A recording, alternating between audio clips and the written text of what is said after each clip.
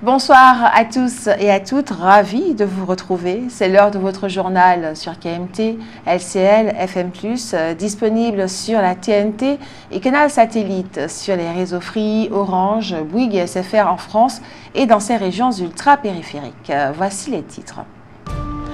Le président du Conseil exécutif de Martinique va présenter des projets structurants et des dispositifs dédiés au développement du tissu économique martiniquais.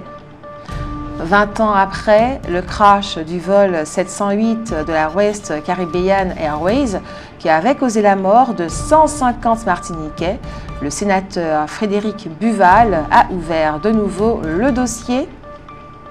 Votre avis compte ? 34 communes en Martinique, n'est-ce pas trop? Vos réponses dans un instant. Et ce soir, le savoir et réfléchir de Roland Laouché s'intitule « Réviser la Constitution ». Voilà pour les titres. Et pour commencer ce journal, la pensée du jour. Il vaut mieux affronter la réalité avec une pointe d'humour. C'est bien de boire tout au long de la journée, mais les bouteilles que l'on remplit ou les gourdes peuvent vite véhiculer des microbes et des bactéries. Parlons maintenant de la qualité de l'air. Aujourd'hui, l'air est moyen, il en sera sans doute de même demain. Un homme a été tué et un autre grièvement blessé aux jambes par balle vers minuit à Gaudissart dans la nuit de lundi à mardi. L'homme décédé, touché au thorax, avait 22 ans. L'autre est âgé de 20 ans. Il a été transporté à l'hôpital Pierre Zobda Kitzmann. Et puis, un drame s'est produit hier à l'Anse-du-Four sur la commune des Anses-d'Arlet. Vers midi, les secours ont été alertés pour une noyade sur ce site très fréquenté du Sud. Le SAMU et les sapeurs-pompiers se sont rapidement rendus sur place. Un homme de 72 ans, de type caucasien, a été sorti de l'eau. Malgré les tentatives de réanimation, il a été déclaré décédé sur les lieux. Et en raison d'un risque de dégradation temporaire de la qualité de l'eau, la baignade est interdite sur la plage du bourg aux Anses d'Arlet. La mesure prise par arrêté municipal est effective depuis ce lundi 9 février 2026, et ce jusqu'à nouvel ordre.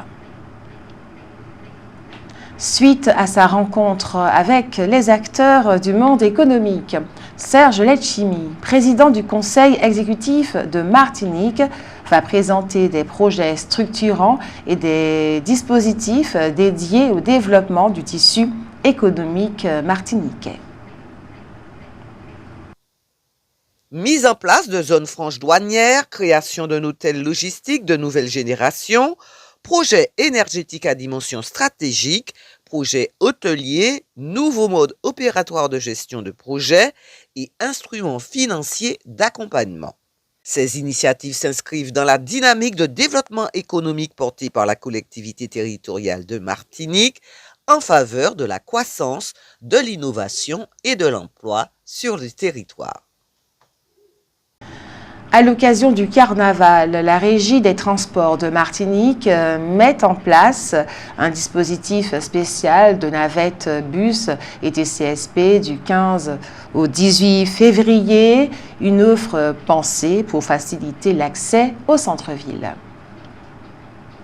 Sébastien Lecornu a annoncé que les cantines relevant directement de l'État, celles des armées, des écoles, des universités et autres, devront, à l'avenir, s'approvisionner uniquement en produits agricoles et alimentaires issus de l'Union européenne. Le Premier ministre juge impensable que de futurs marchés publics financés par l'argent du contribuable achètent encore des matières premières venant de pays tiers, souvent au prix d'un bilan carbone jugé très élevé et de conditions de production contestées. La restauration collective de l'État représente un marché estimé entre 900 millions et 1 milliard d'euros, mais le gouvernement reconnaît ne pas encore savoir quelle part de ces achats va aujourd'hui en dehors de l'Union européenne. Sébastien Lecornu promet donc de reprendre en main la commande publique avec des objectifs inscrits dans les prochaines lois de décentralisation et la future loi agricole. Il évoque l'idée de récompenser ou sanctionner les acheteurs publics selon leur respect de ces orientations. Cette annonce répond directement à la colère du monde agricole, en particulier des éleveurs opposés à l'accord UE-Mercosur. Il reproche à l'État de ne pas être exemplaire sur l'achat local ou européen. Le Premier ministre refuse toutefois la préférence nationale stricte au nom de la vocation exportatrice de la France au sein du marché unique, mais assume une ligne claire. L'argent public ne doit plus financer des importations lointaines à fort impact climatique. Dans le cadre de son Rouspel Music, la ville de Rivière-Salée invite le public à assister à la prestation du groupe Oliron Pacatak le vendredi 13 février à 19h30 au centre culturel rue Joinville-Saint-Prix. Ce groupe de musique authentique est composé d'artistes bien connus: Tony Polomac, Colo Barst, Christian Gézoff, Fernand Marlu et Mario Mas. En invité, il y aura Joko. Hier, 20 ans après le crash du vol 708 de la West Caribbean Airways, c'était le 16 août 2005 qui avait causé la mort de 150 Martiniquais, le sénateur Frédéric Buval a ouvert de nouveau le dossier. Pour demander au gouvernement ce qu'il compte faire pour accompagner les familles touchées dans leur quête de vérité et de justice, il demande également que le nécessaire soit fait pour garantir qu'aucune compagnie poubelle ne puisse plus jamais mettre en péril la vie de nos concitoyens. Le Centre régional de coordination des dépistages du cancer Martinique s'associe une nouvelle fois au CRCDC des autres régions. Il s'agit de proposer le défi connecté national Mars Bleu 2026. Le défi connecté, c'est un défi gratuit, ludique et solidaire, accessible via l'application Kipling, dont l'objectif est de cumuler un maximum de pas en marchant ou en courant, seul ou en équipe. Parce que l'activité physique est un facteur de protection reconnu contre de nombreux cancers, dont le cancer colorectal. Cela va se passer du 10 au 30 mars. L'ouverture des inscriptions aura lieu le 17 février. Le service communication des forces armées aux Antilles nous fait savoir que le mardi 10 février, la division action de l'État en mer des forces armées aux Antilles, en collaboration avec le Centre régional opérationnel de surveillance et de sauvetage Antilles-Guyane, le Centre d'expertise pratique de lutte anti-pollution et le Centre de documentation, de recherche et d'expérimentation sur les pollutions accidentelles des eaux avaient organisé un exercice majeur de lutte contre une pollution maritime intitulé Polmar 26. Cet exercice a permis d'activer et d'entraîner l'équipe de gestion de crise au sein de la préfecture de Martinique, chargée de coordonner l'intervention des services aériens, terrestres et maritimes. Organisé au large des communes du Carbet et de Bellefontaine, Polmar 26 a permis de déployer les moyens maritimes des différentes entités œuvrant dans le cadre de l'action de l'État en mer. La Marine nationale, la Société nationale de sauvetage en mer, l'Escouade de réserve côtière, ERC, le Parc naturel marin de la Martinique et la Direction de la mer. Le scénario de l'exercice visait à lutter contre une pollution émanant d'un pétrolier en difficulté au large des côtes martiniquaises. Afin de renforcer les conditions réelles de l'exercice, la pollution a été matérialisée par marqueurs de fluorescéine vert. Lors de l'exercice, le bâtiment de soutien et d'assistance outre-mer Dumont-d'Urville et 2 vedettes de la SNSM ont déployé 2 chaluts anti-pollution Tomsi, matériel novateur et différent des barrages hauturiers classiques.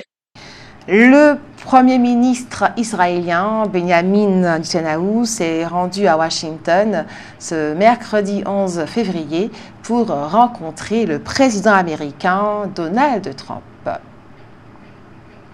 Les deux hommes doivent évoquer les négociations en cours avec l'Iran. Benjamin Netanyahou, le Premier ministre israélien, veut que toute discussion avec Téhéran aille au-delà du seul dossier nucléaire et inclut explicitement 2 points, une limitation stricte des missiles balistiques iraniens et un gel du soutien de l'Iran à son axe régional, c'est-à-dire aux groupes armés alliés de Téhéran au Proche-Orient. En parallèle, une nouvelle session de pourparlers entre les États-Unis et l'Iran est annoncée pour le début de la semaine prochaine. Ce sera la 6e fois que Netanyahou et Trump se voient sur le sol américain depuis l'arrivée de ce dernier à la Maison-Blanche, même si Washington et Tel Aviv partagent la même hostilité envers l'Iran. Les spécialistes soulignent que la position israélienne reste nettement plus dure. Israël pousse à un changement de régime à Téhéran ou au minimum à un démantèlement complet des capacités nucléaires et balistiques iraniennes.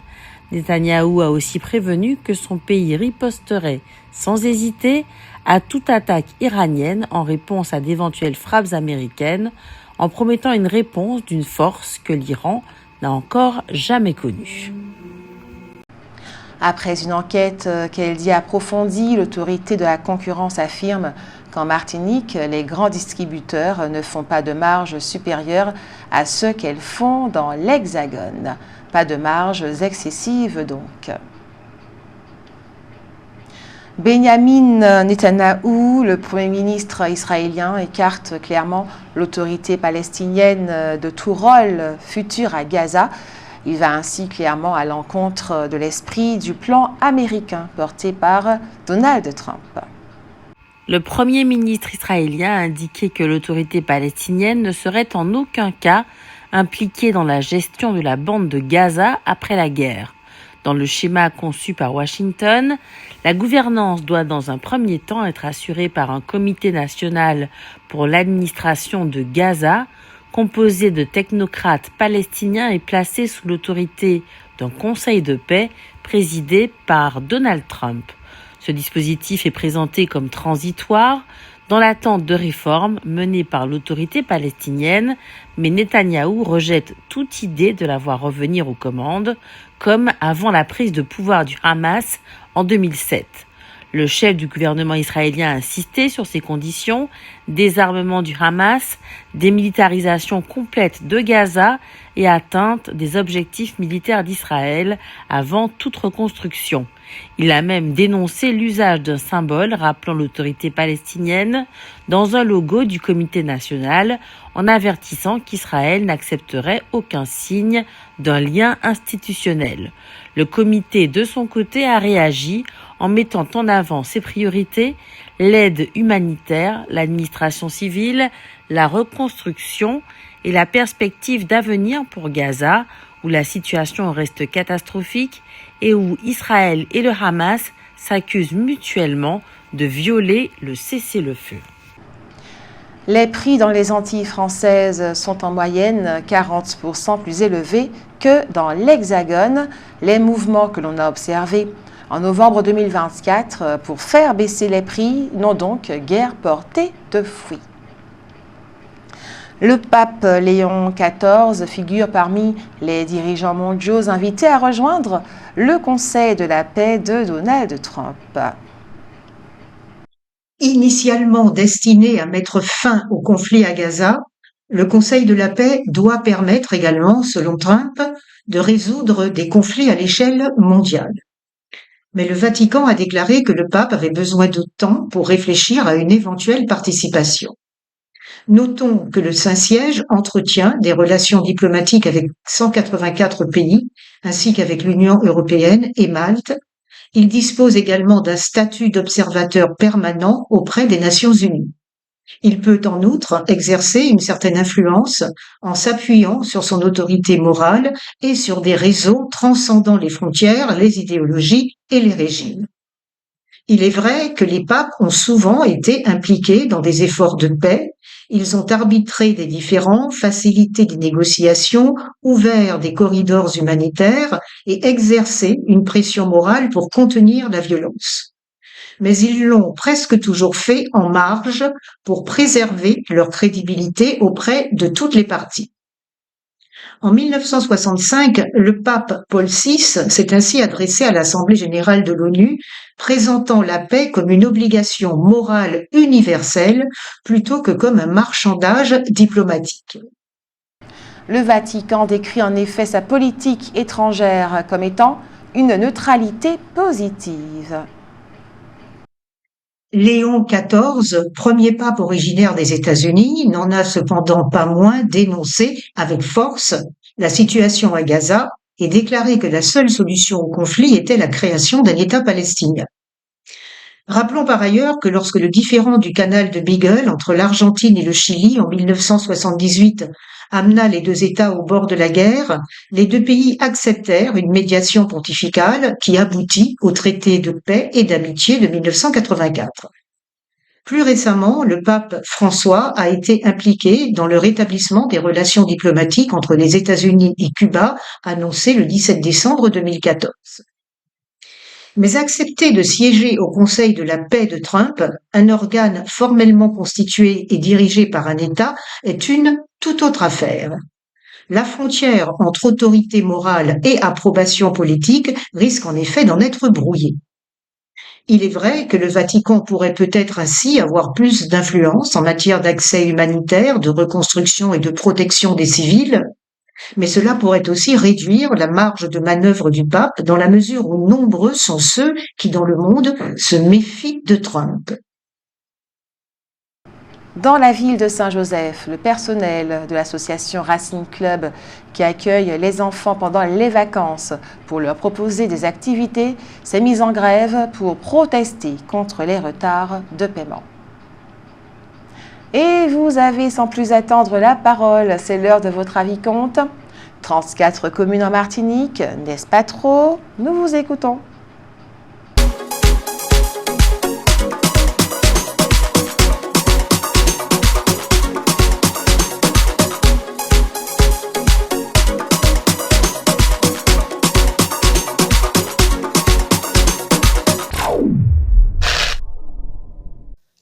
Communes en Martinique, n'est-ce pas trop?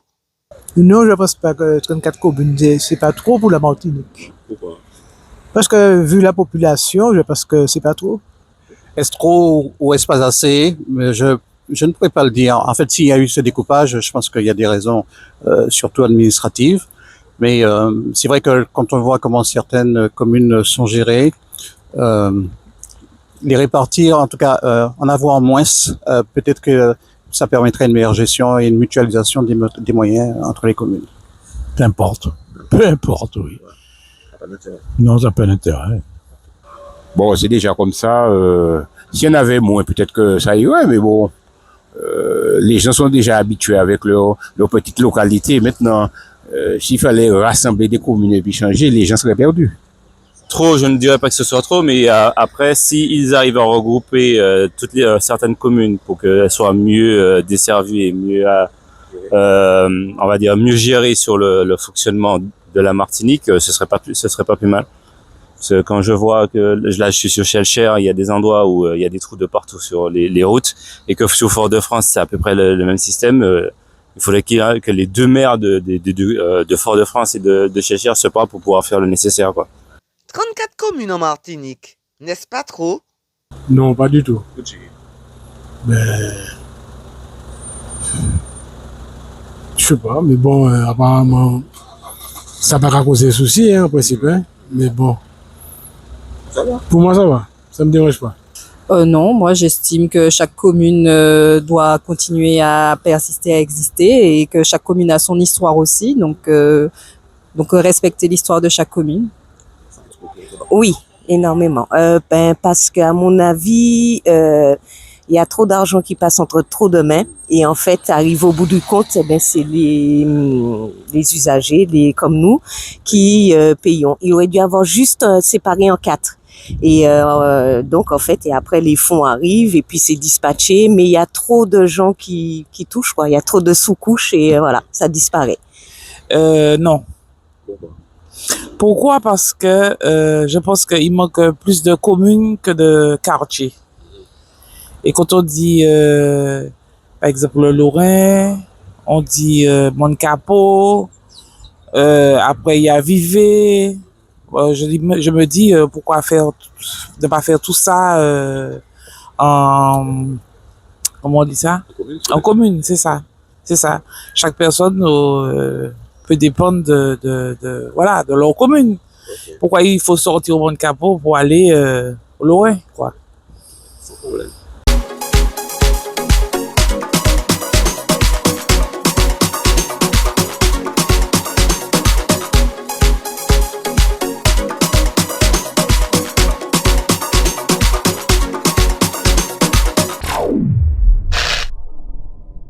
Un grand merci à ceux et celles qui ont répondu à notre question ce soir.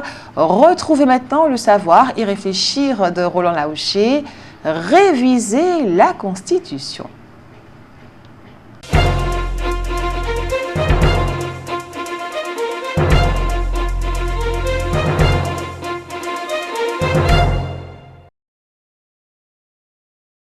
Toujours concernant l'histoire vraie de notre pays, il est intéressant d'observer qu'il est fréquent d'entendre affirmer que les Haïtiens ont mis fin à leur esclavage en remportant une brillante victoire contre les troupes napoléoniennes. En réalité, Haïti, c'était Saint-Domingue à l'époque, a bénéficié de l'abolition de l'esclavage dès 1793, avant même le décret d'abolition de l'esclavage dans les colonies françaises du 4 février 1794, pris par la Convention nationale pendant la Révolution française. Et même un ancien esclave, Jean-Jacques Dessalines, pourtant noir comme hier soir, pour reprendre une terminologie chère à Tony Delcham, feu Tony Delcham, devint immédiatement officier dans l'armée française. Et donc, ce sont des hommes libres, libérés par la France républicaine, qui ont combattu et vaincu une France impériale qui voulait les remettre en esclavage.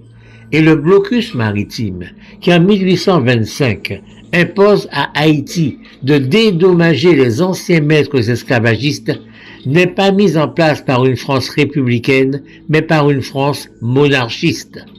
Charles X, en effet, est monté sur le trône en 1824, c'est-à-dire depuis une année seulement. C'est dire à quel point c'était pour lui une priorité, alors qu'il n'en avait rien été pour la France républicaine. C'est dire aussi à quel point les anciens esclavagistes étaient de nouveau puissants, au point d'obtenir plus tard réparation au moment de l'abolition de 1848. Des libérations, une abolition réalisée par la France républicaine.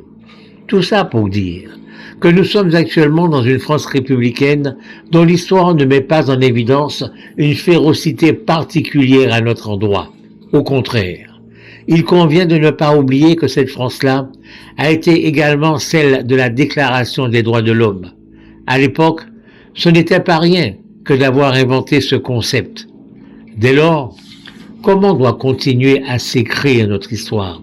Allons-nous faire la guerre à la France républicaine ou allons-nous, au contraire, mettre en place avec elle le dialogue le plus constructif possible? Un exemple simple et pourtant fondamental. Nous les ultramarins, nous avons la possibilité de nous rendre dans l'Hexagone autant que nous voulons pour y faire tout ce que nous voulons, à la condition simplement de respecter la loi. Quel que soit notre nombre, ça n'aura aucune importance dans ce pays, dans cet hexagone de 67 millions d'habitants. Par contre, il est évident que l'arrivée massive d'hexagonaux peut poser problème dans un pays de seulement 360 000 habitants. Dès lors, que faire? Identifier le problème et le résoudre dans le dialogue ou s'affronter résolument? Le résoudre dans le dialogue peut être de mettre en place localement certains dispositifs pour prévenir un certain nombre de dérives. C'est à ce moment-là que la France républicaine doit être à la hauteur de son histoire, qu'elle doit être capable d'installer des échanges, des discussions, d'imaginer et de proposer des solutions, sans nier l'existence de la problématique. Il doit pouvoir en être ainsi sur bien des sujets. Pas la peine de parler d'indépendance, d'autonomie ou même de décentralisation. Parce que la France d'outre-mer est la France, Mais elle est une France particulière dont les réalités doivent être prises en compte bien autrement que dans les articles 73 et 74 de la Constitution. Mais c'est à nous de faire des propositions, à nous aussi, des propositions concrètes. Y pensons-nous, recroquevillés que nous sommes, derrière des discours idéologiques qui datent de 70 ans. Et après le savoir et réfléchir de Roland Laouché, ce soir, la rubrique santé s'intéresse au cancer colorectal. Le cancer colorectal est l'un des cancers les plus fréquents en France, touchant à la fois les hommes et les femmes, avec plus de 43 000 nouveaux cas annuels. Il se caractérise par une multiplication anarchique des cellules du côlon, souvent à partir de polypes adénomateux bénins, dont une petite proportion, 2 à 3%, peut évoluer en cancer sur une dizaine d'années. Chez les hommes, c'est le 3e cancer le plus commun, après ceux de la prostate et du poumon, et le 2e chez les femmes. Les symptômes d'alerte incluent des douleurs abdominales, du sang dans les selles, des troubles du transit comme la constipation ou la diarrhée persistante, et des signes plus généraux comme la perte de poids inexpliquée et une grande fatigue. Le risque de développer ce cancer augmente avec l'âge, en particulier après 50 ans, et est également influencé par la présence de polypes, une alimentation riche en viande rouge et charcuterie et une faible consommation de fibres. Un dépistage précoce améliore considérablement les chances de survie. Voilà, c'est la fin de ce journal. Merci à vous de l'avoir suivi. Merci de votre fidélité.